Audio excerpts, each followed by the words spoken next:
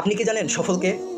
আপনি বলবেন, হ্যাঁ জানি, অমুক ব্যক্তি সফল, তমুক ব্যক্তি সফল, তার এত বড় ব্যবসা, এইরকম বড় চাকরি করে, এতগুলা বাড়ি আছে, এততলা বাড়ি আছে, এত ব্যাংক ব্যালেন্স। এটা বলতে পারেন। প্রকৃতপক্ষে কিন্তু সে সফল না। প্রকৃতপক্ষে দুনিয়ার চোখ দিয়ে দেখতে গেলেও তাকে দেখা যাবে একটু ভালো আছে, কিন্তু দেখেন তার কিন্তু অভাব দূর হয়নি। সে কিন্তু বলবে, আমার আরও যদি এর থেকে একটু ভালো হতো, আরও যদি 10টা বাড়ি করতাম, আরও যদি টাকা আরও অনেক কামাই করতে পারতাম, সে কিন্তু বলবে আমার আরও লাগবে, আরও লাগবে। প্রকৃতপক্ষে কিন্তু সেও সফল না। সফল তাইলে কোন ব্যক্তি? সফল ওই ব্যক্তি, আল্লাহ তাআলা বলেন, ফামান সাকুলাত মাওয়াজিনু ফাউলাইকা হুমুল মুফলিহুন। সফল ওই ব্যক্তি যার পুণ্য সওয়াব বেশি হয়েছে, সে পেয়েছে সফলতা। আল্লাহ তাআলা যাকে জান্নাতি ঘোষণা করবেন, তাকে হযরত জিবরাইল আমিন এলান দেবে বা ঘোষণা দেবেন এভাবে, ইন্না ফুলানা ইবনে ফুলানিন ক্বাদ সাকুলাত মাওয়াজিনু ওয়া সাআদাত সাআদাতান লা ইয়াশকা বাদাহু আবাদা। হযরত আদম আলাইহিস সালাম বলবে, অমুকের পুত্র অমুকের পুণ্য বেশি হয়েছে, সে পেয়েছে সফলতা। তার পাল্লা ভারী হয়েছে, সে হয়েছে কামিয়াব, সে আর কখনো ব্যর্থ হবে না। তার সফলতা চিরকালের, অনন্তকালের। এই ইলানের পরেই তার কাঁধ মোবারক হযরত আদম আলাইহিস সালামের মতো চওড়া হয়ে যাবে।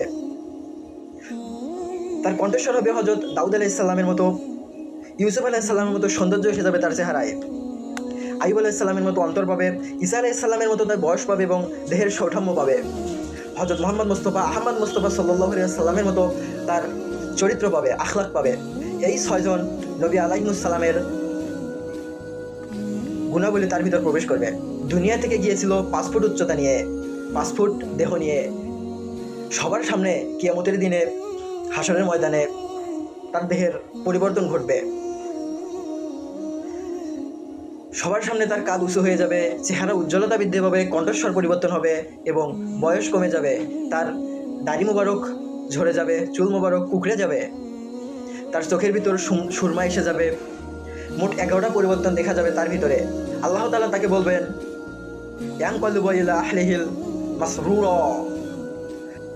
এখন যাও ময়দানে, হাসরে তোমার লোকজনের কাছে। তখন হাসরের ময়দানে লোকজন তাকে জিজ্ঞাসা করবে, কে তুমি? তোমার কাছে এত আলো কেন? এত আলো কই পেয়েছো? তখন ওই ব্যক্তি বলবে, আমাকে আল্লাহ তাআলা সফলতা দিয়েছে, নিয়ামত দিয়েছে, জান্নাতি ঘোষণা করেছে, আমাকে আল্লাহ তাআলা এই উজ্জ্বলতা দিয়েছে। ইন্না লাকুম আন তানআমু ফালা তাজআলু আবাদা। চিরকাল যুবক থাকো, কখনো বৃদ্ধ হবে না, কখনো বুড়ো হবে না। এটাই হলো সফলতা, এটাই হলো চরম স্বর্ণশিখর সফলতা। প্রকৃত সফলতা কিন্তু এটাই। যদি জান্নাত পেয়ে যাই, এটাই হবে প্রকৃত সফলতা। দুনিয়াতে সফল হব যদি আমরা উত্তম একটা মৃত্যু নিয়ে কবরে যেতে